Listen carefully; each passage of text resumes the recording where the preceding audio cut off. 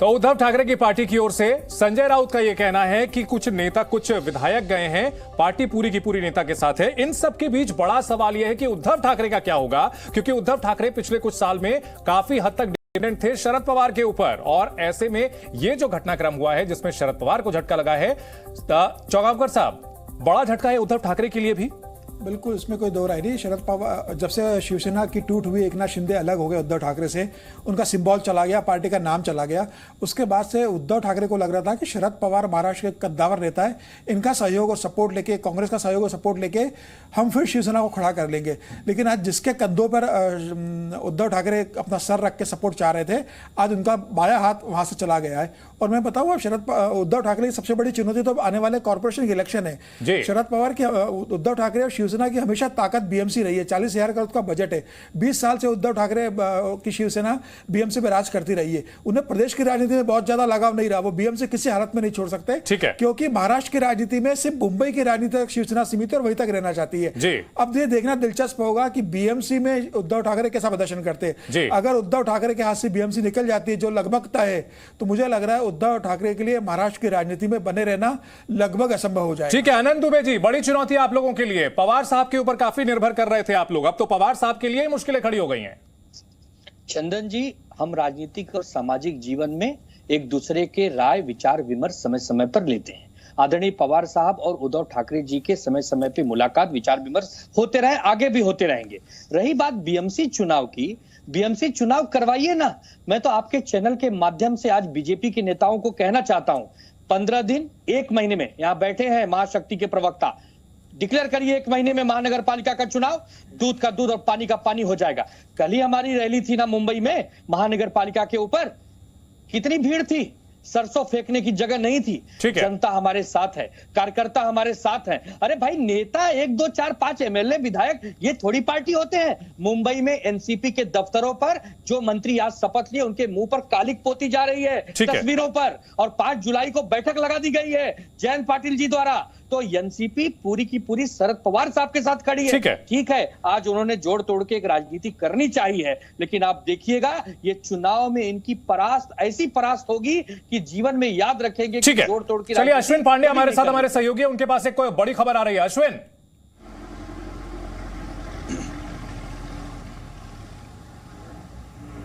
जी, अश्विन क्या खबर आ रही है? अश्विन से हम संपर्क करने की कोशिश करेंगे दोबारा। शहजाद, शिवसेना काफी जो है कॉन्फिडेंट नजर आ रही है और ये चुनौती दे रही है आप लोगों को। तुम्हारे पैरों तले जमीन नहीं रही, पर हैरानी की बात है कि तुम्हें अभी तक इसका यकीन नहीं।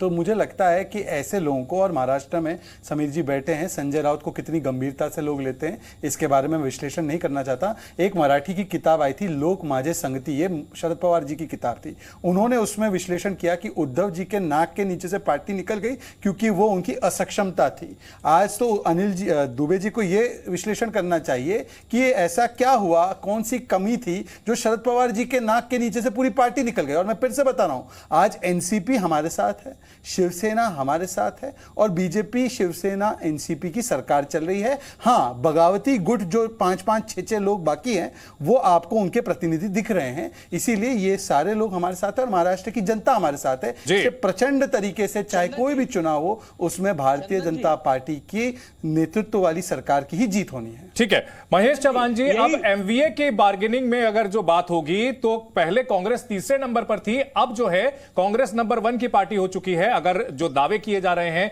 अजित पवार की ओर से उन पर यकीन किया जाए तो, और आप लोग अब दूसरे तीसरे नंबर पर आ चुके हैं। इन सबके बीच बड़ी खबर आ रही है मुंबई से, जहां एनसीपी दफ्तर में हंगामा हुआ है। शरद पवार समर्थकों ने हंगामा किया है और यहां पर कार्यकर्ता है स्प्रे छिड़का जा रहा है उन नेताओं की तस्वीरों पर जिन्होंने आज अजित पवार का दामन थाम करके सरकार में शामिल हुए हैं।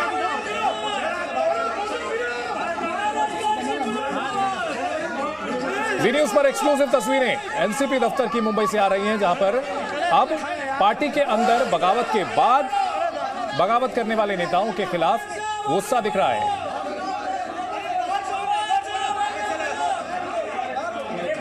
शरद पवार ने दावा किया कि अधिकतर नेता उनके साथ हैं और इन सब के बीच एनसीपी के नेताओं के बीच आपसी घमासान होता हुआ दिख रहा है। कल तक जो नेता थे, आज उनकी तस्वीरों पर कालिक छिड़की जा रही है, स्प्रे किया जा रहा है। ये तस्वीरें सामने आ रही हैं। चौकाकर साहब, शरद पवार से जब पूछा गया, जी ठीक है, आपने जो बात कही थी आनंद दुबे जी, वही तस्वीरें हमने दिखाई हैं अपने दर्शकों को। यहां पर शरद पवार से जब ये पूछा गया था कि कौन आपका भरोसेमंद है, तो उन्होंने अपना हाथ उठाया था और कहा था कि 1980 की तरह पार्टी को फिर से खड़ा करेंगे। 82 साल की उम्र में उनके लिए कितना मुश्किल होगा? देखिए, मुझे लग रहा है कि अब शरद पवार के हाथ से बाजी निकल गई है। अब यह लगभग असंभव है कि शरद पवार पूरी पार्टी को खड़ा कर सके। देखिए, पार्टी को एक दिन में खड़ी नहीं होती है, उसके पीछे कार्यकर्ता होते हैं, नेता होते हैं, संगठन होता है, पार्टी के लोग जुड़े होते हैं। आज इतना बड़ा जो पार्टी का तंत्र खड़ा था, उसमें से 80% तो अजित पवार के साथ चला गया। आप पार्टी कैसे खड़ी करोगे? आज आपको पूरा महाराष्ट्र का दौरा करना पड़ेगा। और अब वो समय नहीं हो जब शरद पवार बहुत पावरफुल थे, बहुत सक्षम थे। उसके बाद भी अगर आप महाराष्ट्र की राजनीति में देखेंगे तो शरद पवार की सीटें कितनी आती थी? 50 सीटें, 60-70 सीटें आई जी। पवार कभी भी, ठीक है, एक बड़ी खबर अपने दर्शकों को, जी एक बड़ी खबर अपने दर्शकों को बता दें, उसके बाद आप पूरी करें अपनी बात। दिल्ली के मुख्यमंत्री अरविंद केजरीवाल का ट्वीट आया है और कहा उन्होंने कि कल तक जिनको भ्रष्टाचारी कहते थे उनको अब अपने साथ जोड़ लिया है, अब उन्हें अपनी सरकार में शामिल कर लिया है। शर्म नहीं आती प्रधानमंत्री जी, कड़े शब्दों का इस्तेमाल किया है। और अरविंद केजरीवाल, जिनकी काफी अच्छी कैमराडरी, काफी अच्छे समीकरण दिख रहे थे उद्धव ठाकरे और शरद पवार के साथ, उन्होंने आरोप लगाते हुए ट्वीट किया है इस पूरी बगावत को लेकर। शहजाद, आरोप बार बार यही लगाए जा रहे हैं कि कल तक जिनको भ्रष्टाचारी बोला जाता था, आज आप उनको अपने साथ जोड़ चुके हैं। देखिए, ऐसा है, अगर अरविंद केजरीवाल स्वयं अपनी बात कर रहे हैं, क्योंकि उन्होंने तो सोनिया गांधी को जेल में डालने की बात की थी, उन्होंने तो लालू को भ्रष्टाचारी का सबसे बड़ा प्रतिमूर्त बोला था, मुलायम सिंह यादव समेत 13 नेताओं की फहरिस्त निकाली थी। तो अपने बच्चों की कसम खाने वाले नेता ने कैसे यू टर्न करके वीवीआईपी शीश महल भी ले लिया और उन भ्रष्टाचारियों के साथ जाकर गोद में बैठ गए जिनको कल तक पानी पी पी के कोसते थे। तो मुझे लगता है उनसे तो हमें कोई सर्टिफिकेट की आवश्यकता नहीं। पर मैं 2 आपको उदाहरण दूंगा। एक उदाहरण, दिलीप वलसे पाटिल पर तो कोई केस नहीं है, पर यदि भ्रष्टाचार इनका मुद्दा है तो बताइए, आज दोपहर तक 2 बजे तक यही भ्रष्टाचारी जिनको ये कह रहे हैं कि अजीत पवार भ्रष्टाचारी है, उनको एमवीए का नेता प्रतिपक्ष बनाकर क्यों बैठाया था? दूसरी बात मैं इनसे पूछना चाहता हूं, चलिए बताइए कि आज जो ये जयंत पाटिल है उनके ऊपर केस चल रहा है, उनको अभी क्यों आपने रखा है? भ्रष्टाचारी मुद्दा है। और तीसरी बात बताता हूं, महाजंबो स्कैम हुआ है जिसका हवाला सीएजी ने दिया है 12,000 करोड़ का बीएमसी में। तो इस पैमाने पर अरविंद केजरीवाल तो उद्धव सेना से दूर दूर तक कोई रिश्ता ना रखे, सोशल डिस्टेंसिंग करे। पर मैं आपको बता रहा हूं कि ये केवल एक, देखिए आज क्या है कि आज इनके पैरों तले जमीन खिसक गई है और इनको पता होना चाहिए कि राहुल गांधी का नेतृत्व महाराष्ट्र को अस्वीकार्य है। जो गुब्बारा राहुल गांधी, महेश चौहान आपको रिस्पॉन्ड करना चाहते हैं। महेश चौहान और आनंद दुबे दोनों रिस्पॉन्ड करना चाहते हैं। महेश चौहान, पहले आप। अभी मुझे थोड़ा समय दीजिए, इन्होंने बहुत सारे आरोप किए हैं। मैं ये कहना चाहूंगा कि बीजेपी के प्रवक्ता या चैनल पर बैठ के आपके दर्शकों को गुमराह कर रहे हैं। पहली बात यह है कि जो नेता एनसीपी के आज बीजेपी के गोदी में जाके बैठे हैं, उन पर भ्रष्टाचार के आरोप बीजेपी ने किए थे, हमने नहीं किए थे। ये पहली बात। अभी हम प्रधानमंत्री मोदी, उन्होंने भी ये आरोप 2-3 दिन पहले किए थे। तो हम अभी अगर प्रधानमंत्री मोदी जी ये आरोप, सर ये बात तो वही, अब थोड़ी देर पहले वही बात हुई थी, मैंने जिस पर कहा था कि 2019 में आप लोगों ने भी एक दूसरे पर बड़े आरोप लगाए थे शिवसेना पर, और फिर बाद में साथ हो गए। इस बीच बड़ी खबर आ रही है बगावत पर। रामदास आठवले का बयान बिहार में भी खेला हो सकता है। नीतीश जी भी इधर उधर भाग रहे हैं। बड़ी खबर, आठवले का बड़ा बयान बिहार में भी खेला हो सकता है। नीतीश जी भी इधर उधर भाग रहे हैं। रामदास आठवले एनडीए सरकार में मंत्री हैं केंद्र में, और उन्होंने कहा है कि बिहार में भी ऐसा हो सकता है। बिहार में भी ऐसा हो सकता है क्योंकि नीतीश कुमार जी ने कभी इधर जाना, कभी उधर जाना, फिर उसको छोड़कर इधर जाना, तो इसी तरह की उनकी भूमिका अल्टी पल्टी वाली रही है। तो बिहार में भी इसी तरह का कोई निर्णय हो सकता है।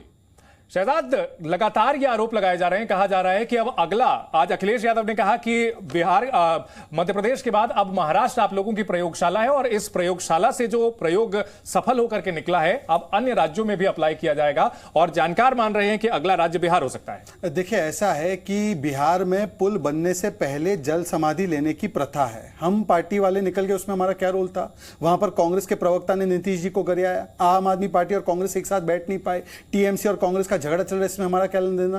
केरल में कांग्रेस सीपीएम को गालियां दे रही है, उसमें हमारा क्या लेना देना?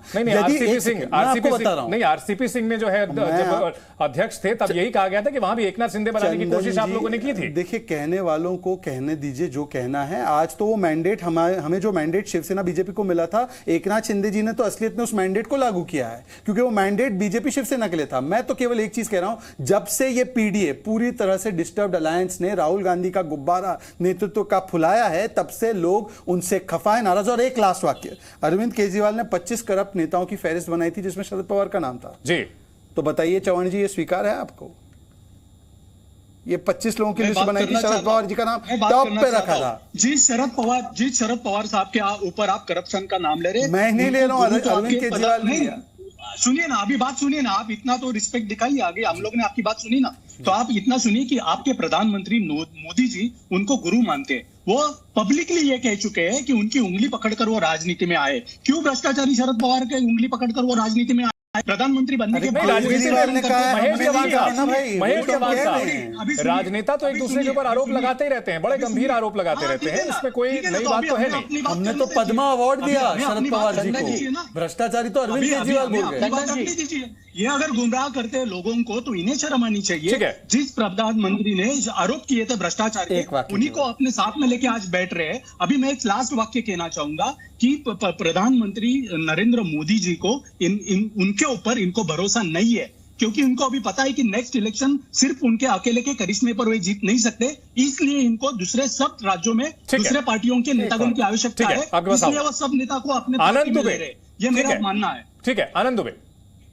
चंदन जी, भारतीय जनता पार्टी के प्रवक्ता साहब कह रहे हैं कि महाराष्ट्र की आज की जो घटना घटी है इससे हमारा कोई लेना देना नहीं है। मोदी साहब के 9 साल के अच्छे कामों को देखते हुए अजीत दादा पवार हमारे पास आए, लेकिन क्या करें, हम उनको गले लगा लिए। हमारे पास जो भी आता है हम उसे भगा नहीं सकते, वो कोई भी हो, वो देश का नागरिक ही तो होता है, तो हमने आज उनके साथ हाथ मिला लिया है, ये कहना चाहते हैं। तो आप समझिए इनकी पीड़ा को। ये बेचारे किसी को इंटरफेयर नहीं करते, किसी के हाथ तोड़ फोड़ नहीं करते, लोग स्वयं इच्छा से इनके पास शरणम गमामी होते हैं और ये उन्हें अपने हाथों से उठाकर अपने सीने से लगा लेते हैं। कितनी पावन राजनेताओं के पुराने बयान के आधार पर अगर आज देखने लगेंगे। आनंद जी, ठीक है, चलिए आप जवाब दीजिए। आनंद जी, बाला साहब ठाकरे जी ने कहा था कि कांग्रेस की सोनिया के सामने डैश डैश बन के कुछ लोग नाचते हैं, उनके साथ आप कैसे चलेंगे वो जरा बता दीजिए।